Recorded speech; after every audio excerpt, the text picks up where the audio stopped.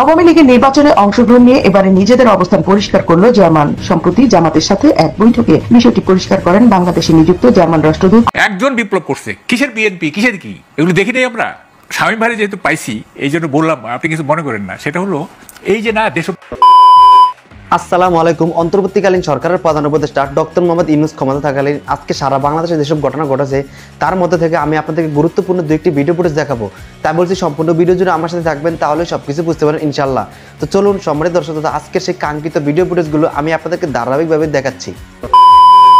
আওয়ামী লীগের নির্বাচনে অংশগ্রহণ নিয়ে এবারে নিজেদের অবস্থান পরিষ্কার করল জার্মান। সম্প্রতি জামাতের সাথে এক বৈঠকে বিষয়টি পরিষ্কার করেন বাংলাদেশে নিযুক্ত জার্মান রাষ্ট্রদূত Achim ক্রোস্টার। I represent a European country which is a democracy, and we have always uttered the hope that elections also in Bangladesh will be free, fair and participatory. তিনি আরো পরিষ্কার করেন, ইনক্লুসিভ বলতে তারা জনগণের প্রতিনিধিত্বকারী রাজনৈতিক দলগুলোর অংশগ্রহণ বোঝেন।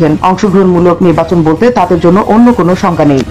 জার্মানের এমন পরিষ্কার অবস্থানের পর নড়েচড়ে বসেছে বাংলাদেশের বর্তমান অবৈধ দখলদার ইউনূস সরকার।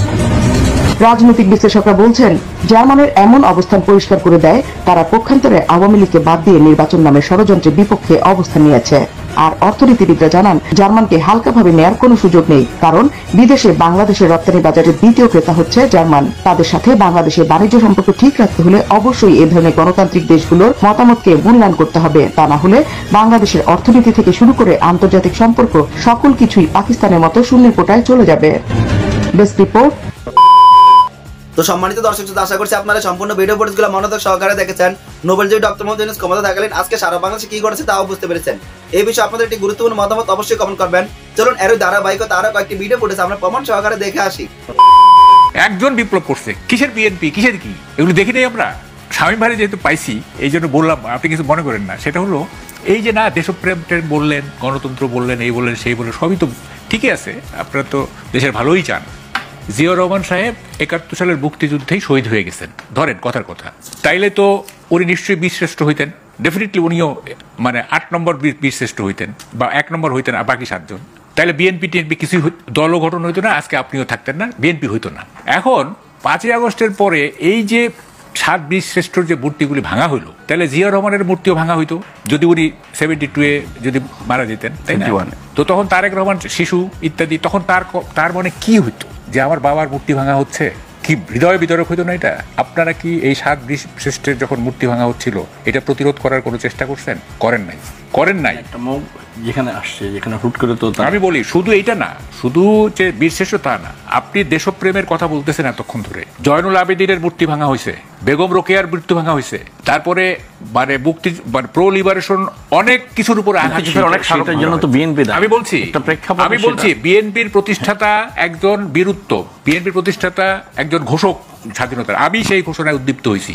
আওয়ামী লীগ কি বলে বলুক গা, হ্যাঁ, আমি উদ্দীপ্ত হয়েছি তার ভাষণে।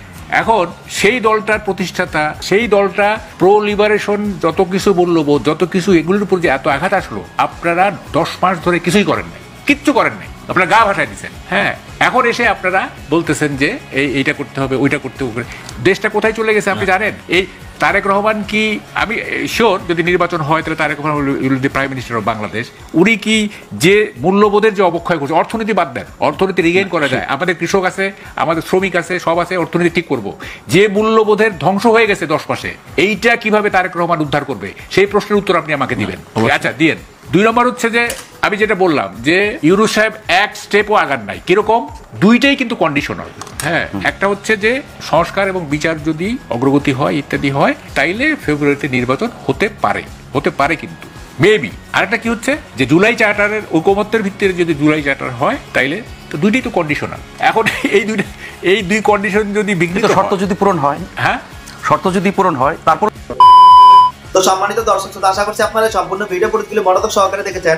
অন্তর্বর্তী সরকারের প্রধান উপদেষ্টা নোবেলজয়ী ডক্টর মোহাম্মদ ইউনূস ক্ষমতা থাকাকালীন আজকে সারা বাংলাদেশের ঘটনা তার মধ্যে কি হচ্ছে তাও বুঝতে পেরেছেন। এই বিষয়ে আপনাদের একটি গুরুত্বপূর্ণ মতামত অবশ্যই কমেন্ট করবেন।